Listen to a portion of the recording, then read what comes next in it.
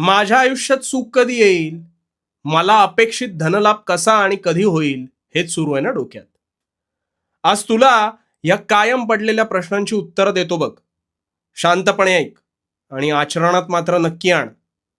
आता सुख म्हणजे नेमकं काय रे, सांगू शकतोस? आता तू म्हणशील हो, सुख म्हणजे पैसा, कारण पैशांशिवाय या जगातली पानं हलतच नाहीत ना मुळे. हो ना? आता तो कसा कमवायचा हे सुद्धा सांगतो. पण अरे वेड्या, आज तू एक सरळ आयुष्य जगतोयस. तुझ्या डोक्यावर छप्पर आहे, वेळेला दोन घास आहेत, सोबत कुटुंब आहे. बरं, अंथरुणावर पडलास की लगेच झोपतोस. हे सुद्धा सुखच आहे, हे विसरतोस. ह्या उलट पैशांच्या तलावात बुडून सोबतीला हातपाय धड नसतील, शारीरिकरित्या मानसिकरित्या जर खच्चीकरण होत असेल, तर असल्या द्रव्याचा काय रे तो उपयोग? समोर दिसणारा व्यक्ती काही न करता खूप पैसे कमवतो आणि तो सुखी सुद्धा आहे, पण मी मात्र कायम दुःखी आहे, असंच काहीसं विचित्र सुरू असतं ना तुझ्या मस्तकात.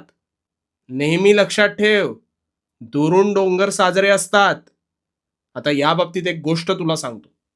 एकदा एका श्रीमंत आणि अपंग मुलाला त्याची आई आधुनिक चाकाच्या खुर्चीवरून बागेत फिरायला घेऊन गेली. आता तिथे एक गरीब मुलगा उड्या मारत होता, झोके घेत होता, आनंदी होता. अपंग मुलाला त्या मुलाकडे पाहून वाटलं, अरे किती सुखी आहे हा, स्वतःच्या पायांवर बागडू शकतो. आणि त्याच वेळी त्या गरीब मुलाने अपंग मुलाला पाहिलं आणि त्याला वाटलं, अरे किती आयुष्य आरामात जगतोय हा आयुष्य, काहीच करायला नको. आता ह्यातून काय समजलास? नुसता पैसा असला म्हणजे माणूस सुखी असेल असं कधीच होत नाही.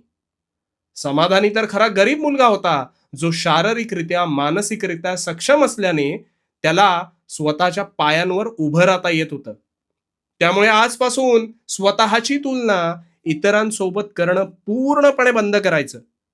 तुला आवडणाऱ्या गोष्टीत न घाबरता प्रामाणिकपणे आतोनात मेहनत करून स्वतःला झोकून तर बघ.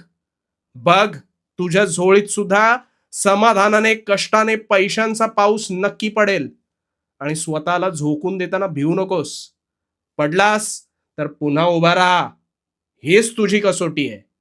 आणि म्हणून भिवू नकोस. भिवू नकोस, कारण मी तुझ्या पाठीशी आहे. भिवू नकोस, मी तुझ्या पाठीशी आहे.